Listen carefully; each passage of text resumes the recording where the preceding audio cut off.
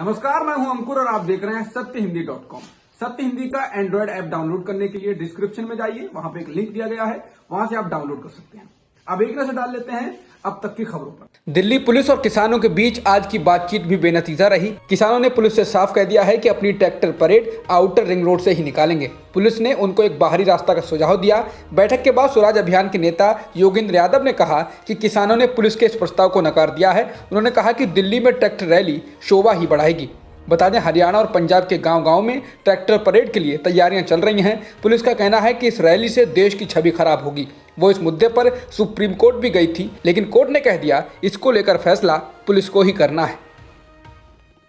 बिहार के पूर्व उप मुख्यमंत्री और विपक्ष के नेता तेजस्वी यादव का एक वीडियो काफी वायरल हो रहा है। वीडियो में तेजस्वी यादव पटना के डीएम से बात कर रहे हैं। वो डीएम से टीईटी पास शिक्षक अभ्यर्थियों के आंदोलन करने की इजाजत के बारे में बात करते हैं। डीएम तेजस्वी को पहचान नहीं पाते हैं और अचानक से डीएम साहब भड़क जाते हैं और कहते हैं हिसाब लीजिएगा हमसे। तभी तेजस्वी कहते हैं मैं तेजस्वी यादव बोल रहा हूँ डीएम साहब, जिसके बाद डीएम साहब हड़बड़ा जाते हैं और सर सर सर कहने लगते हैं। दरअसल मंगलवार को इन अभ्यर्थियों पर पटना प्रशासन ने लाठीचार्ज करवाया था और उन्हें गर्दनी बाग धरना स्थल से हटा दिया था, जिसके बाद तेजस्वी यादव वहां पहुंचे थे। तो इसमें हम आपको व्हाट्सअप करा देते हैं, इनका एप्लीकेशन आप अलाउ कीजिए। हम लोग तो यहीं खड़े हैं इनको पार्क में। अच्छा, हम देख लेते हैं, भेजिए, हम दिखवा लेते हैं। नहीं, कब तक बताइएगा? अरे भेजिए ना, कब तक बताइए? अभी हिसाब लीजिएगा हमसे। हम भेज देते हैं। भेजिए, नहीं तो जो है हिसाब ले रहे हैं, कब तक बताइएगा? आप तेजस्वी यादव बोल रहे हैं डीएम साहब?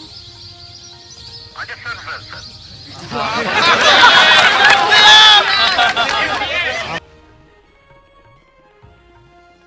प्रधानमंत्री स्वनिधि योजना के तहत रेहड़ी पटरी वालों को दिए लोन को लेकर बैंक अब परेशान नजर आने लगे हैं। बैंकों का कहना है ये लोन अब एनपीए में बदल रहे हैं। कुछ बैंकों ने स्थानीय अधिकारियों से लोन वापस करवाने के लिए मदद भी मांगी है। बता दें, कोरोना महामारी में रेहड़ी पटरी वालों की सहायता के लिए केंद्र सरकार ने जून महीने में पीएम स्वनिधि योजना निकाली थी, जिसके तहत सड़क पर चीजें बेचने वालों यानी रेहड़ी पटरी वालों के लिए 10,000 रुपए का लोन बिना किसी गारंटी के उपलब्ध कराया जाना था। ये लोन 7.25% की दर पर देने का फैसला किया गया था और लोन को समय से चुकाने पर हर साल 7% की दर से ब्याज सब्सिडी मिलने की बात भी कही गई थी। इसके बावजूद अधिकतर लोगों ने एक भी किस्त नहीं लौटाई है, जिसके कारण अब बैंक मदद मांग रहे हैं। पूर्व वित्त मंत्री और कांग्रेस के वरिष्ठ नेता पी चिदम्बरम ने गुरुवार को केरल के पत्रकार सिद्दीक कप्पन और stand up comedian Munawar Faruqui को जमानत न दिए जाने पर नाराजगी व्यक्त की है। पूर्व वित्त मंत्री ने कहा कि अदालतें आखिर इनको जमानत क्यों नहीं दे रही हैं। चिदम्बरम ने कहा कि समानता का मतलब न्याय के लिए समान पहुंच और कानूनी सिद्धांतों का समान अनुप्रयोग है। चिदम्बरम ने अपने ट्वीट में 2 जजमेंट का हवाला देते हुए कहा कि जमानत एक नियम है और जेल एक अपवाद है। इसको हर मामले में क्यों लागू नहीं किया जा रहा है। बता दें, कॉमेडियन फारूकी को हिंदू देवी देवताओं को लेकर मजाक बनाने के आरोप में तो पत्रकार कप्पन को हाथरस जाते हुए गिरफ्तार कर लिया गया था। उन पर जातिगत दंगे भड़काने का आरोप लगाया गया है। अर्नब गोस्वामी और बार के पूर्व सीईओ पार्थोदास गुप्ता की लीक व्हाट्सएप चैट को लेकर अब कांग्रेस हावी हो रही है और इसको लेकर वो प्रधानमंत्री मोदी से भी सवाल पूछ रही है। पूर्व रक्षा मंत्री एके एंटनी, पूर्व विदेश मंत्री सलमान खुर्शीद, पूर्व गृह मंत्री सुशील शिंदे और राज्यसभा में विपक्ष के नेता गुलाम नबी आजाद इस मुद्दे को संसद में उठाएंगे। पूर्व रक्षा मंत्री एके एंटनी कह चुके हैं कि रक्षा मामलों से जुड़ी गोपनीय जानकारी लीक करना एक अपराध है और इसके लिए सजा मिलनी चाहिए। कांग्रेस इस मामले में जांच की मांग कर रही है।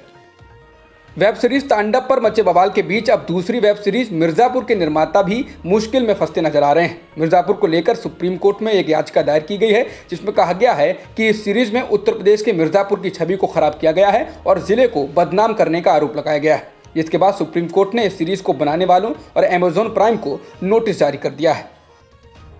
महाराष्ट्र के पुणे में सीरम इंस्टीट्यूट ऑफ इंडिया के नए प्लांट में गुरुवार को आग लग गई। मौके पर पहुंची दमकल विभाग की 15 गाड़ियों ने आग पर काबू पाया। Serum institute of India he corona vaccine Covishield बना रही है, जिसकी आपूर्ति भारत समेत कई देशों में की जा रही है। आग पुणे के मंजरी में स्थित सीरम इंस्टीट्यूट ऑफ इंडिया के नए प्लांट में लगी। पिछले साल ही केंद्रीय स्वास्थ्य मंत्री डॉक्टर हर्षवर्धन ने इस प्लांट का उद्घाटन किया था, लेकिन अभी इस प्लांट में वैक्सीन का उत्पादन नहीं शुरू हो पाया है। सीरम इंस्टीट्यूट के सीईओ अदार पूनावाला ने कहा, आग लगने से कोई जनहानि नहीं हुई है और ना ही कोई घायल हुआ है। हालांकि कुछ फ्लोर बर्बाद हुए हैं। वैक्सीन के असर को लेकर उठ रही तमाम चर्चाओं के बीच सूत्रों के हवाले से कहा जा रहा है कि केंद्र सरकार ने यह फैसला किया है कि प्रधानमंत्री मोदी सभी राज्यों के मुख्यमंत्रियों को भी दूसरे चरण में कोरोना की वैक्सीन लगेगी। इसके अलावा सभी सांसद और सभी विधायक जो 50 साल से ऊपर की उम्र के हैं उन्हें भी कोरोना की वैक्सीन लगाई जाएगी। केंद्र सरकार के मुताबिक भारत में दुनिया का सबसे बड़ा टीकाकरण अभियान चलाया जा रहा है। अगले कुछ महीनों में ही 30 करोड़ भारतीयों को वैक्सीन लगाए जाने का लक्ष्य रखा गया है।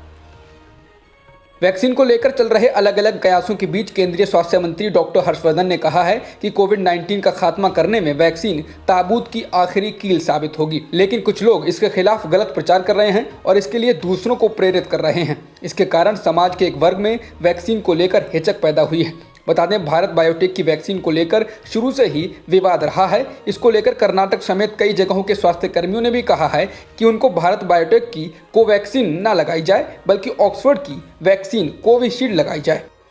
अमेरिका के 46वें राष्ट्रपति जो बाइडेन ने पदभार ग्रहण करते ही ट्रंप के फैसलों को पलटने वाले आदेश जारी कर दिए हैं। बाइडेन ने बुधवार को एक साथ कई कार्यकारी आदेशों पर हस्ताक्षर किए। इसमें जहां प्रवासियों को राहत दी गई है, वहीं कई मुस्लिम देशों से यात्रा पर लगाए गए बैन भी हटा लिए गए हैं। कोरोना के खतरे को देखते हुए जो बाइडेन ने देश भर में मास्क को अनिवार्य कर दिया है। साथ ही मैक्सिको की सीमा पर बन रही बाढ़ के पैसे को भी रोक दिया गया है। इसके अलावा पेरिस जलवायु समझौते में अमेरिका दोबारा शामिल हो गया है।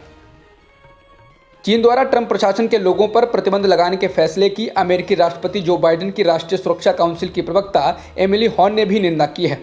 एमिली हॉर्न ने कहा कि पूर्व राष्ट्रपति डोनाल्ड ट्रंप के सहयोगियों पर प्रतिबंध लगाने का चीन का फैसला निरर्थक और बेतुका है। उन्होंने कहा कि अमेरिका की दोनों ही पार्टियों के नेताओं को चीन के इस कदम की निंदा करनी चाहिए।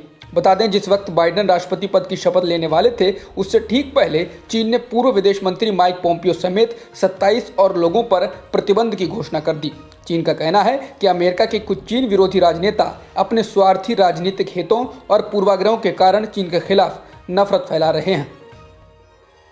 भारत में एक दिन में 15,000 से अधिक कोरोना संक्रमण के मामले दर्ज किए गए हैं और 151 लोगों की मौत हुई है। इसके साथ ही देश भर में कुल संक्रमितों का आंकड़ा 1,06,10,000 के पार हो गया है और मृतकों की संख्या 1,52,000 से अधिक हो चुकी है। फिलहाल एक्टिव मामले 1,92,000 से अधिक हैं। अपनी शानदार गेंदबाजी से भारत को ऑस्ट्रेलिया में जीत दिलाने वाले मोहम्मद सिराज आज अपने घर हैदराबाद पहुंचे, लेकिन एयरपोर्ट पर उतरने के बाद वो सीधे कब्रिस्तान गए जहां उनके पिता मोहम्मद गौस दफन हैं। उनके पिता की मौत नवंबर में हो गई थी, लेकिन उस समय सिराज ऑस्ट्रेलिया में थे और अंतिम संस्कार के लिए भारत नहीं आ सके थे। पिता के कब्र पर जाकर मोहम्मद सिराज भावुक हो गए और उनकी ये तस्वीर वायरल हो रही है। अब तक की खबरों में इतना ही। बाकी खबरों के लिए बने रहिए सत्यहिंदी.com के साथ। सत्य हिंदी का ऐप डाउनलोड करें गूगल प्ले स्टोर पर।